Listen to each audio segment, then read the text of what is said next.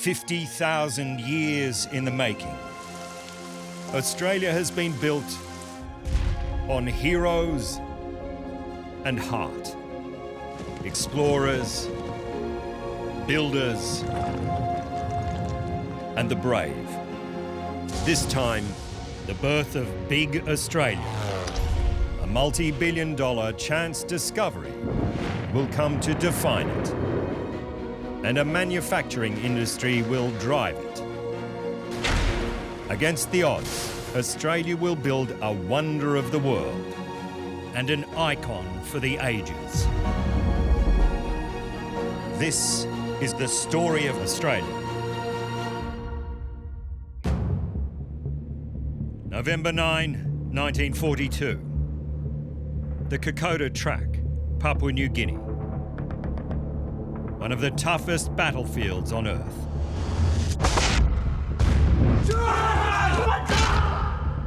In 3 years of war, Australians have fought in Europe, North Africa, and Asia. If they are to beat Japan here, they must learn to wage a new kind of war and fight with a relentlessness to match their enemies. Corporal Harrowby St George Ryder, 21, new to the jungle, on his way to the fight of his life. A battle that will be crucial to winning or losing the Kokoda Trail. The Kokoda campaign is as important as Gallipoli. It's a story of Australian soldiers, militia and 2nd IAF learning how to fight in the jungle, fighting an implacable enemy under terrible circumstances against an enemy that was intent on reaching their objectives. 4 months earlier, Japan invades Papua New Guinea with 4,000 of its toughest troops. They drive south, outfighting the Australians until they're in sight of Port Moresby, only 160 kilometres from Australia. But their defeat at Guadalcanal leaves the Japanese short of supplies.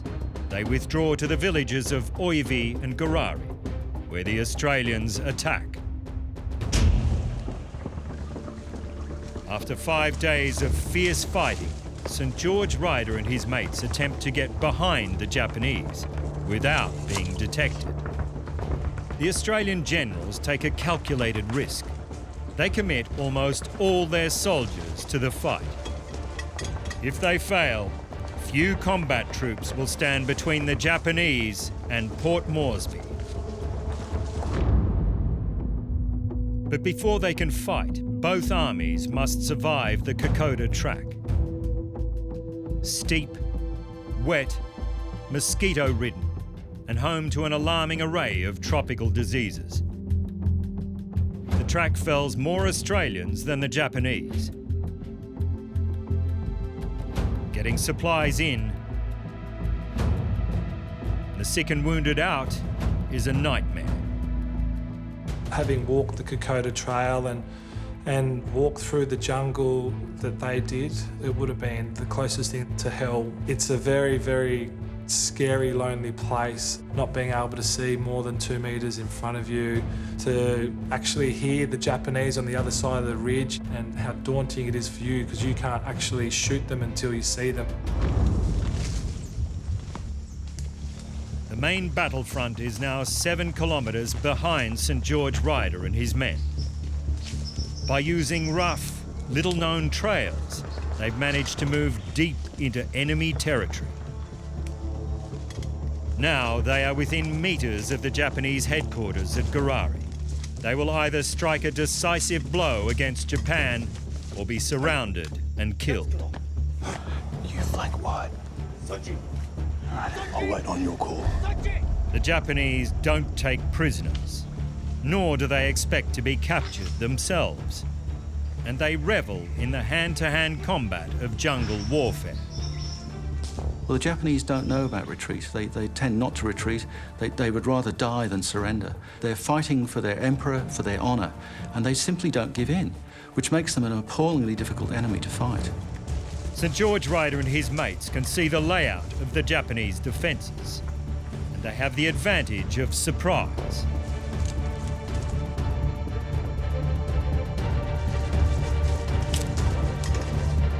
Now, they must also match their enemies in ferocity.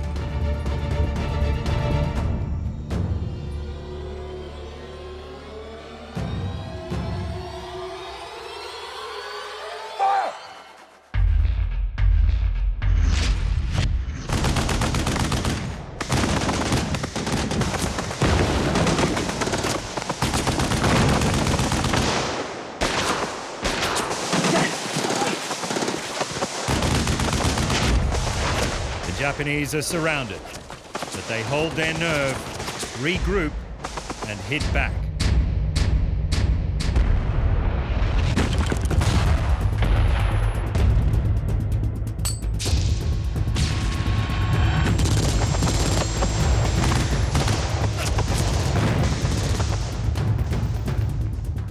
To win, St. George Ryder and his mates must fight them up close, their enemy's favourite form of combat.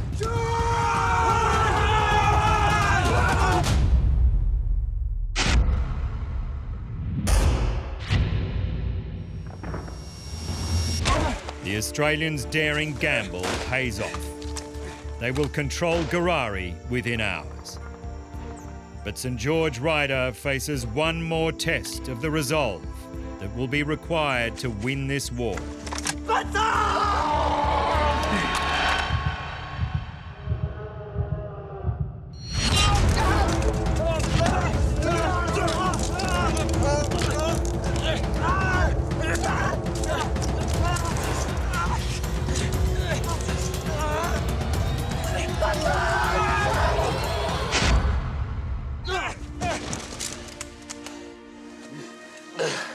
You all right, mate? Over 400 Japanese die at Oivi Garari, 4 times the number of Australians. The Japanese army that has swept Asia before it flees in disarray. In a series of brutal battles, Australia and America drive the Japanese back into the sea. The Australians now fight with a formidable combination of jungle warfare skills and the Anzac tradition of loyalty and sacrifice. But those men in New Guinea, they needed each other. They needed each other to survive mentally, and they needed each other to physically survive the onslaught of the Japanese. You talk about what it means, mateship. I think what you're actually saying is what those men were prepared to do for each other. They were, as soldiers are, prepared to die for their mates. And that is what mateship is about. Australians fight for 3 more years around the world, from the skies above Europe to the islands of the Pacific, until Germany, then Japan, surrender. From their smallest towns to their greatest cities, Australians take to the streets to celebrate. Australians have endured the worst the 20th century will throw at them. Now they resolve to build a new Australia in the peace to come.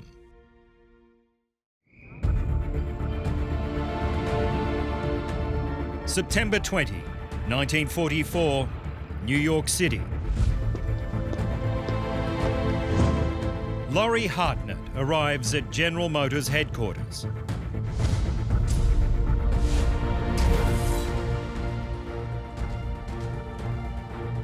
If successful, he'll create something that millions of Australians will own and love, and transform the way they move about the continent.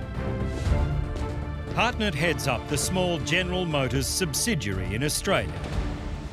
He's been rehearsing for this meeting for months, and he knows his chances of success are almost zero. This is the board of General Motors, the top brass of the world's biggest corporation. Now, gentlemen, if I may have your attention, please. Australia's post-war prosperity rides on the outcome of this one meeting. I knew that whether their decision was yes or no now depended on me. I felt the burden of responsibility very keenly. You all know my failings on budget constraint. General Motors Chairman Alfred P. Sloan, not to be messed with. I want costs contained. GM has car assembly plants in Australia, but Sloan is sceptical about the future of the Australian business. We'll assemble the vehicles in Detroit and have them shipped out to Australia fully built. The fate of Australian manufacturing and tens of thousands of jobs are in jeopardy, unless Laurie Hartnett can change minds today. Anyone have a problem with that? Moving on. I do, sir.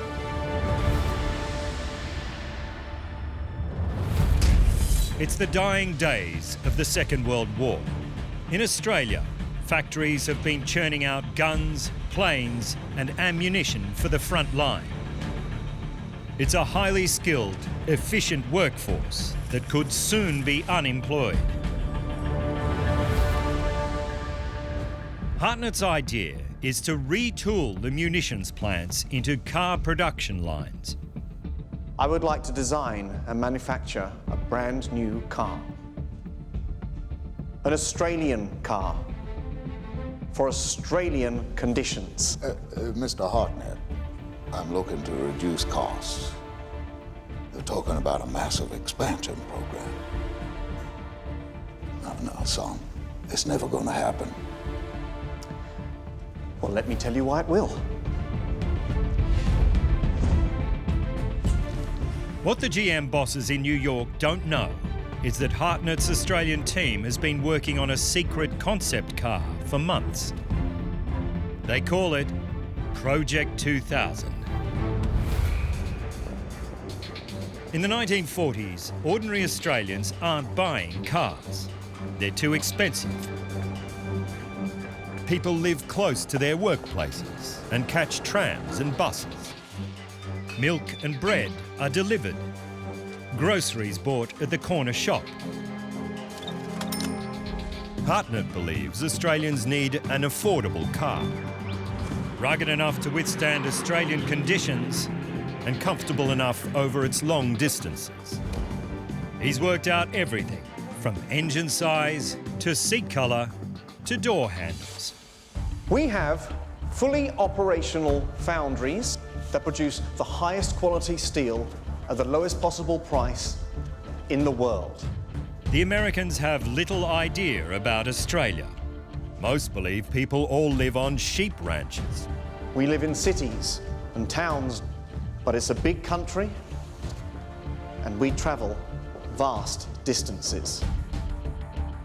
We need a good car. What's wrong with Chrysler? Too big, too grand, and too low.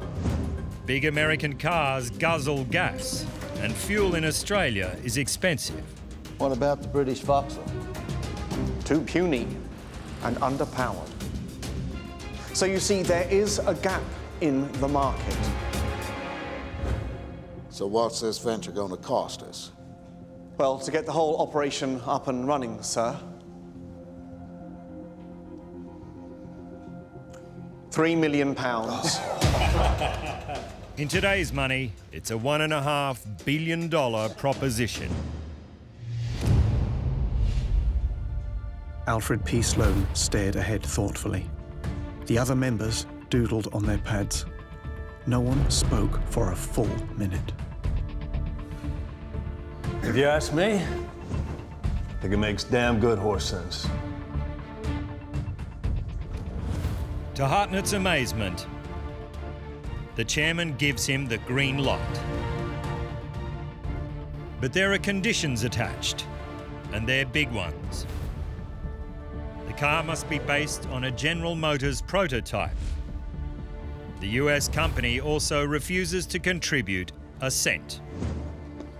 Hartnett must raise the money himself. He turns to Australian Prime Minister Ben Chifley. Chifley shares Hartnett's enthusiasm for an Australian-made car. Chifley wanted Australians to be involved in manufacturing. He wanted them to be proud, and he wanted an Australian car. Chifley convinces the banks to lend the money. And Australia's first mass-produced car takes shape in Melbourne. General Motors contracts hundreds of companies to build parts. Australian manufacturing booms. Back in Victoria, everything is ready for final assembly. From now on, it moves at 2 feet each minute. The price tag, £733, or $30,000 in today's money. About 2 years' wages for the average earner. The first car has reached the end of the production line. The job is done, and an Australian car is born. The Holden, when it rolled off the assembly line, was a sort of automotive far lap. And it was extremely glamorous to own one. The nation embraces the FX Holden. Within 3 years, production is up to 100 cars per day. At this volume, costs come down. All the family, take the wheel. This is the year of the millionth Holden, and this is the millionth Holden. Just as Hartnett calculated, even average working families can afford a Holden. In the expanding suburbs, cars deliver the Australian dream. The car completely transformed Australian way of life, because once the typical working family in Australia could afford a car, that meant they had this incredible freedom. You beauty, I'm out of here. It was freedom. I mean, I think that's the only way to describe your first car, escapism, and I've got independence now. To create Australia's heavy manufacturing industry, Laurie Hartnett put his reputation and $1.5 billion on the line. But it pays off. Laurie Hartnett gives Australia its iconic car. In 1967, he's knighted for his services to Australian industry. The nation's post-war boom is away and running, and it's about to be turbocharged by the mineral find of the century. November 1952. Somewhere over the Pilbara, Western Australia. A plane tries to outpace a giant storm. What happens next will forever change Australia's fortunes. Threading his way between the clouds, Lang Hancock. Wealthy grazier, bush pilot, amateur prospector. Beside him, his wife, Hope. They're on their way to Perth from their property in the remote northwest. But they've left their run late. Hancock pushes the plane to its limits. A mistake here could mean real trouble. It's decades before GPS and emergency beacons. The nearest help is hundreds of kilometres away. Hancock can either try to outrun the storm or fly beneath it. A life or death decision that will prove to be worth billions of dollars. Hang on, love.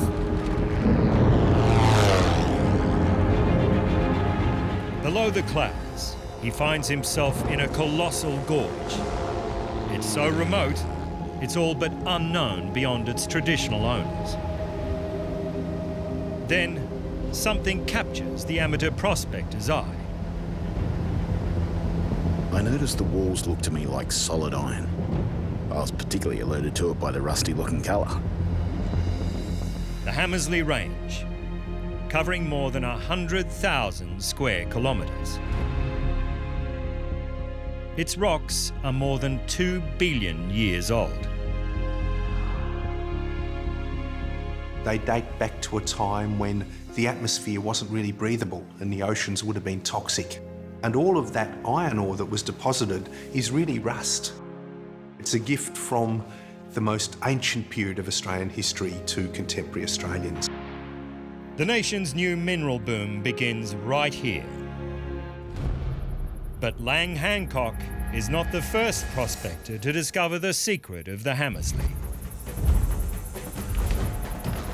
1890, 62 years earlier, Western Australia's government geologist Henry Page Woodward is the first colonial to see the giant red rocks. This is essentially an iron country, for one cannot travel a mile in the parts where the older rocks appear at the surface without encountering a lode. There's so much iron ore here. To the geologist's bewilderment, his magnetic compass doesn't work.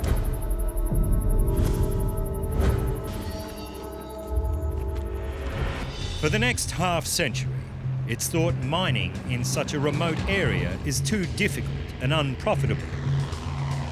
So the largest iron ore deposit on Earth remains untapped and forgotten. After the storm, Hancock returns to the Hamersley. Bill? Yeah? Let's make sure we get something to clear up those tracks. He's careful not to arouse interest from other prospectors or snooping government officials. He hopes to confirm his hunch that the place is full of iron. If you look up the little gullies, you'll see black knobbly ores sticking out of the ground. Iron to the left here, iron to the right here, iron straight ahead here. Iron, iron, iron, wherever you look.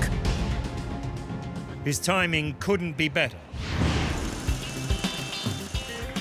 In the post-war boom, the Western world's appetite for consumer goods is insatiable. People not only want new cars, but washing machines, fridges, and lawnmowers. The factories of the world need steel, and for that, you need iron ore.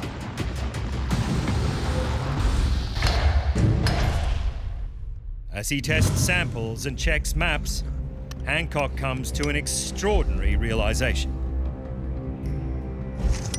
Where'd you get that? Right there. I found this down here.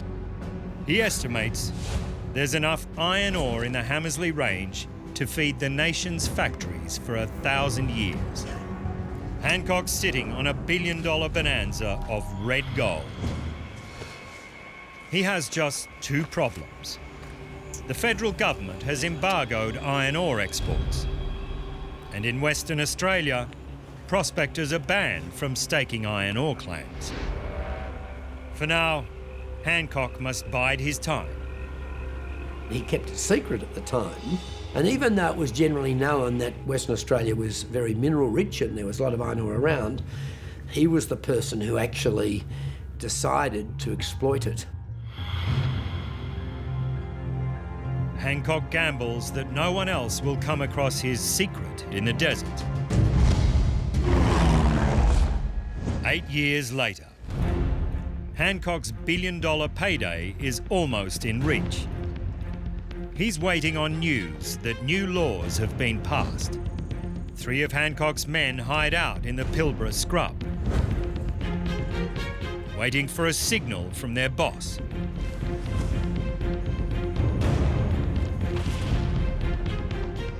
The timing is critical. The federal government is about to lift its restrictions on iron ore exports. And Western Australia is about to allow prospectors to peg claims. The moment it does, people will be scouring the region looking for iron. A fortune could slip through Hancock's fingers unless he is first to stake his claim.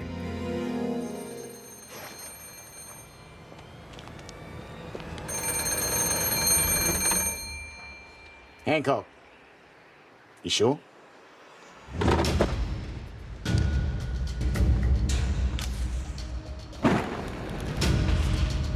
The law has passed.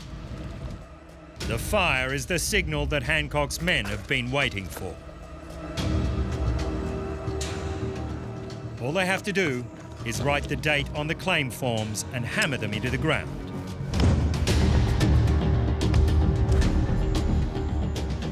And just like that, Lang Hancock snares the largest iron ore deposit on Earth.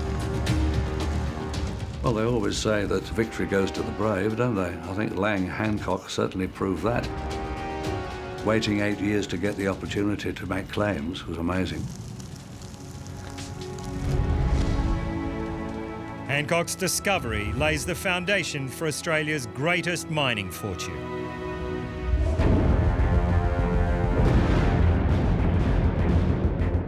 His claim triggers a vast mining boom, the longest and strongest explosion of wealth since the gold rushes 100 years before. Australia will dig up and sell over 5 billion tonnes of its continent over the next 50 years. We've got 40% of the world's bauxite. We've got 40% or more of its iron ore. We've got a great hunk of its coal. And we call that lucky. Journalist Donald Horne labels Australia the lucky country. He means it ironically, that its wealth is undeserved, but the name sticks. Today, almost 40% of all the steel made in booming China comes from Australian iron ore. The inheritance Lang Hancock leaves to his daughter Gina will make her one of the richest women in the world. Hancock's discovery helps drive the post-war boom, but Australia is short of workers, so it helps pay the fares of nearly 2 million migrants. And they will change the face of Australia.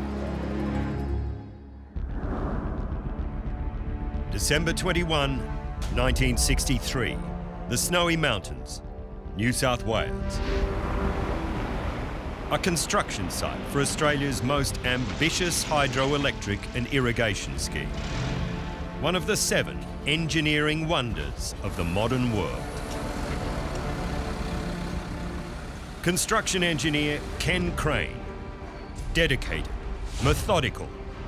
Today, he will run a race against time to save the lives of 7 of his workmates. How's it going down there? Come on, boys! We don't be here till Christmas. The workmen are all migrants. No common mother tongue or culture. But today, their ability to work together will be the difference between life and death. The Snowy scheme employs 100,000 workers from 30 different countries. They're part of Australia's greatest wave of immigrants since the gold rushes of the 1850s. For the first time, Australia encourages migrants from places other than Britain.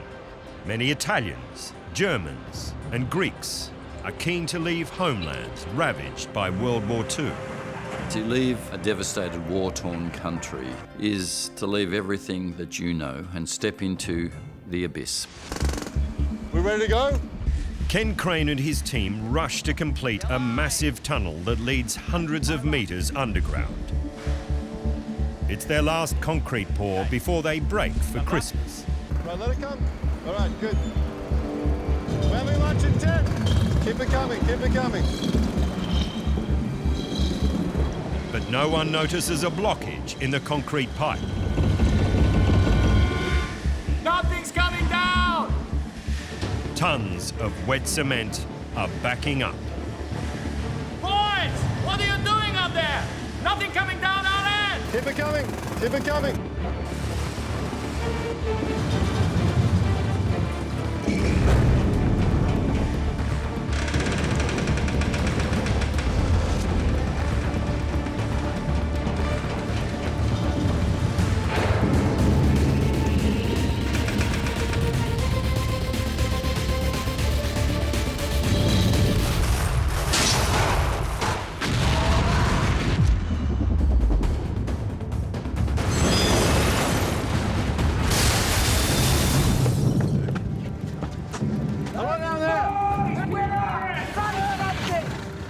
Seven of Ken Crane's men are now trapped deep in the earth, pinned under debris in a sea of wet concrete.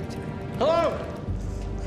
The men who were desperately trying to rescue them were acutely aware that this concrete would set within 2 hours. Drying concrete absorbs moisture from skin and causes severe burns. Ken Crane risks his own life to help his workmates, descending 100 metres through the wreckage. Hold on! Hello? Anyone here? With the concrete setting around them, Over here! it's now a frantic race against time to haul the trapped men out. Nick! If they're to succeed, these men from at least 5 different countries Get down here, Nick, cable and sling! must work in perfect harmony. Instead, give me some sugar! The rescuers pour in bags of sugar, a builder's trick to slow down the setting of cement. It's a last-ditch effort to buy them precious minutes. You look at our accident back in 2006. There was over 200 people involved in our rescue. How they brought themselves together to put themselves in a predicament where they may not go home to their families, to reunite us with our family. That's a true mateship. Up now, slowly! Come in now. Nice and slow. Keep it coming. One by one, the workers haul their injured mates from the debris and hardening concrete. Against the odds, 4 of the 7 men are brought out alive, thanks to the fast thinking and teamwork of Ken Crane and the rest of their workmates. Can you feel your feet? I'm all right. He's all right, boys. The Snowy Scheme is one of the safest construction projects of its kind in the world. But 121 men lose their lives to build it. Our country is really raised on the blood and bones of many people. It illustrates very vividly that people have made huge sacrifices for what we take for granted today. The scheme is completed in 1974. 145 kilometres of tunnels, 16 major dams, trillions of litres of water. It irrigates the country's food bowl and generates power for a rapidly growing nation. The infrastructure that was built is still extraordinary. But we couldn't do it without these many migrants with their own diets and tongues and dances. I think schemes like the Snowy Mountain Scheme couldn't have helped but foster enormous mateship and the friendships that we see now as a multicultural society. A whole generation of engineers and builders leaves the workers' camps and fans out across the continent, joining millions of other migrants. They introduce European cafe society to cities and a vast range of new dishes to the table. The Australian menu will never be the same again. Thank God for the Snowy Mountain Scheme. Without those migrant workers coming into Australia, then of course we wouldn't have had, such diversity within our culture, but also our cuisine. What a change from just having roast dinners night after night. We had things like cappuccinos, pizza, and so many different things. And that's what's so beautiful about it. While immigration triggers a kitchen revolution, many still regard Australia as a cultural backwater until it builds the greatest opera house the world has ever seen.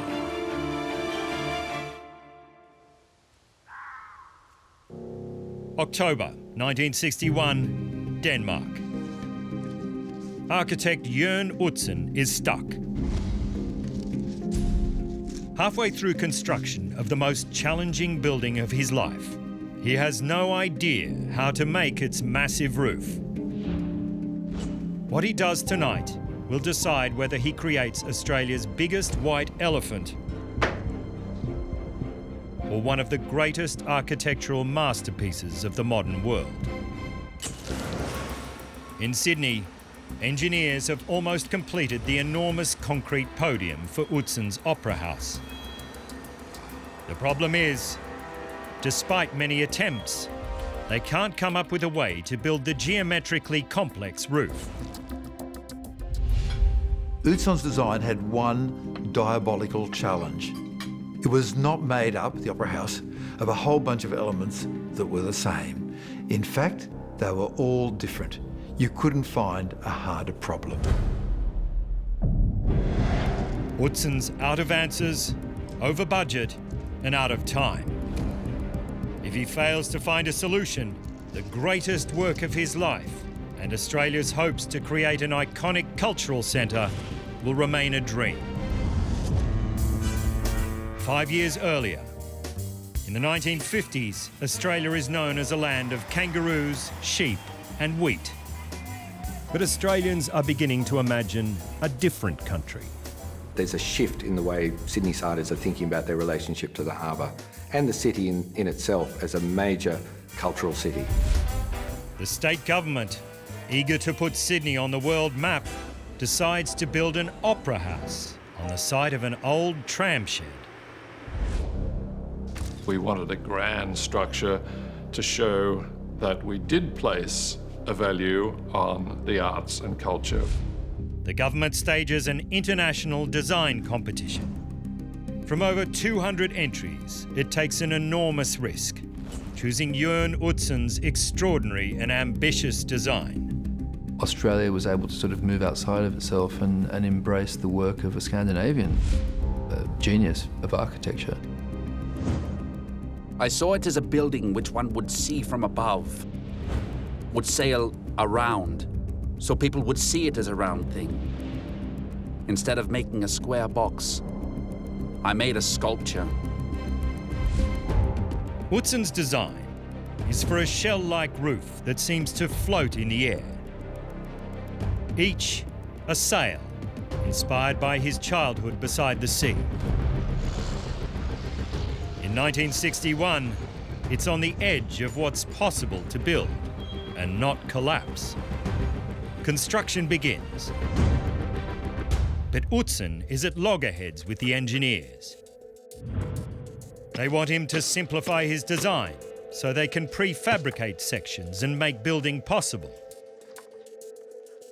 But Utsen won't compromise on the sculptural shapes of his roof.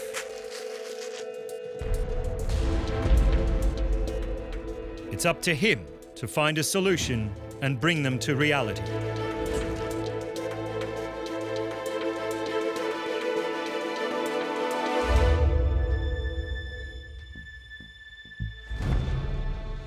Now, after months of struggle, he thinks he may have the answer.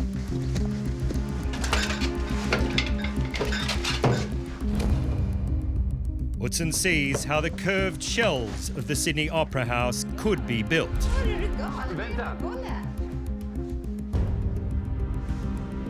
He realises all the segments of his roof can be made from a single sphere. They can be prefabricated in smaller sections and assembled on site, making construction possible. The spheres are in harmony with one another. Therefore, the composition is in balance. In his hands, the roof of the Sydney Opera House begins to take shape. Utsen solves one of the greatest engineering puzzles of the 20th century. I found something amazing. With his kid's ball. It works. It's in the ball. It's in the ball. It's not in the same. There was a simple geometrical solution, which was that if you get a sphere, you can get pretty well any shape you want depending on how you cut it. You can cut it that away or this away. And that discovery in '61 opened the way.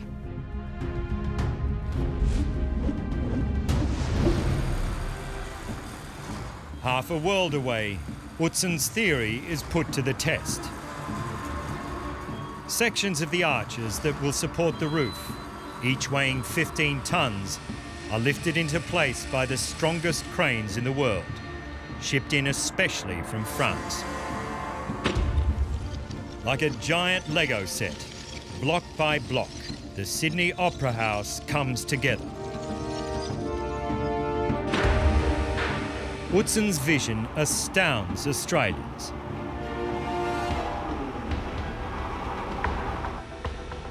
Few Australians have ever been to the opera, but the whole country embraces the Sydney Opera House.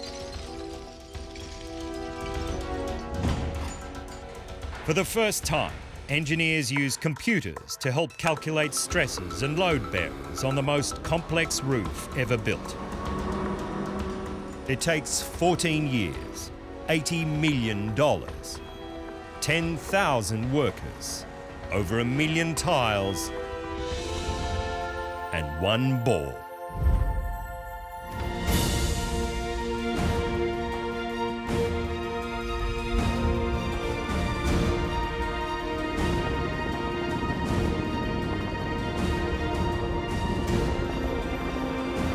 October 1973. The Queen opens what will become one of the most celebrated buildings in the world. You can go anywhere in the world today and do this, and people know what you're talking about. It's that iconic. It's instantly recognisable as Australia, and it's an opera house. You know, it's not a monument, it's not a bridge, it's a place of the arts. Absent from the opening ceremony is Jørn Utzon. Furious at alterations to some of his interior designs, he quits and leaves Australia forever.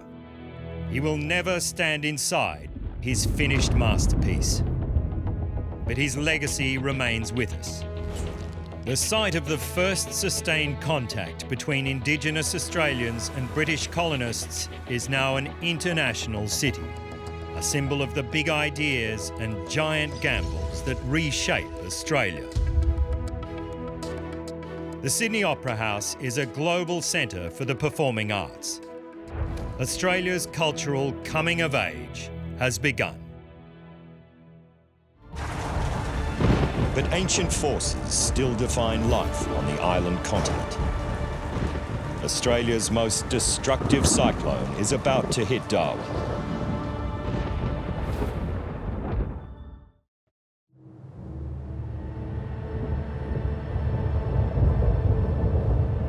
Christmas Eve, 1974, Darwin, a city of 45,000.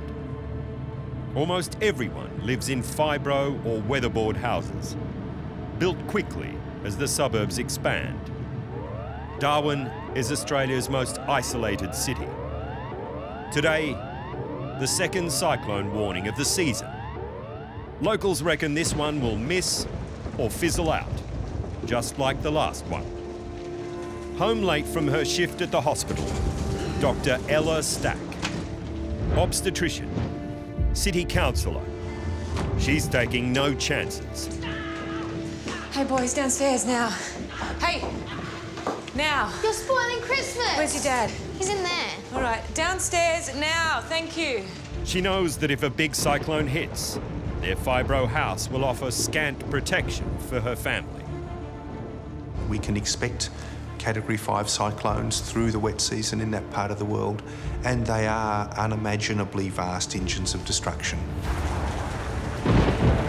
In the past 48 hours, the waters north of Darwin have reached 29 degrees, the ideal breeding ground for cyclones.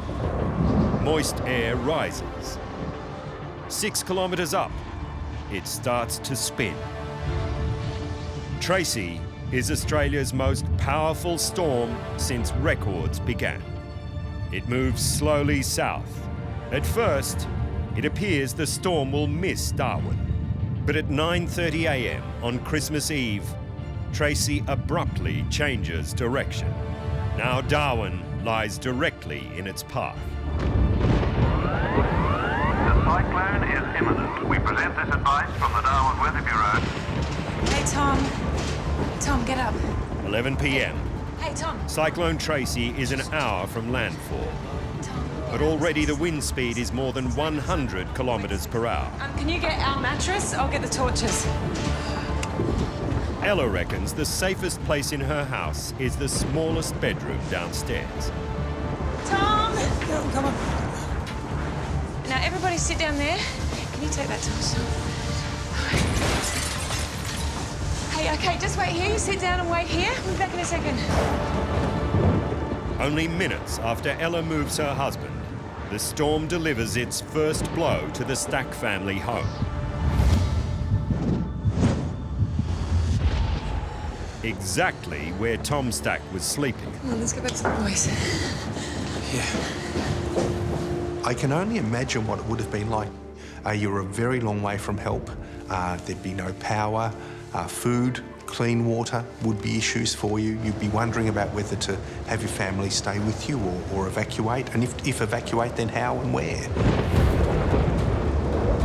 As the monster storm bears down, residents take shelter where they can.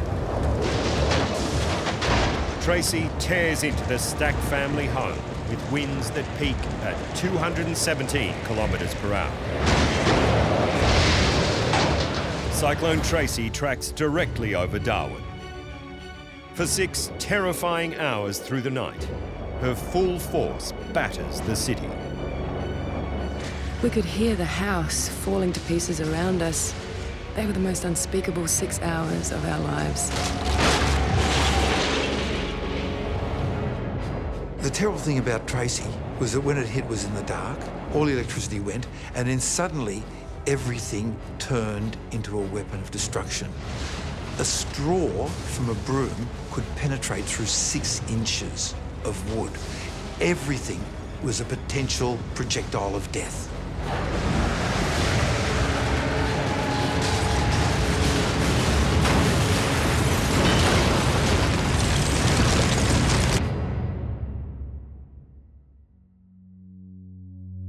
Christmas morning. The Stacks house has all but blown away. When it finally stopped at 6 a.m, we didn't have a scratch. It was incredible. We didn't expect to survive. Because of Christmas, the rest of the country is slow to learn of the nation's most destructive natural disaster, leaving Darwin to fend for itself. 53 people die on land, 13 at sea. 7 out of 10 homes are seriously damaged or destroyed. Darwin is all but wiped from the map. There are 30,000 homeless. There's no water and no power. The city is completely cut off. Thousands of injured need treatment fast.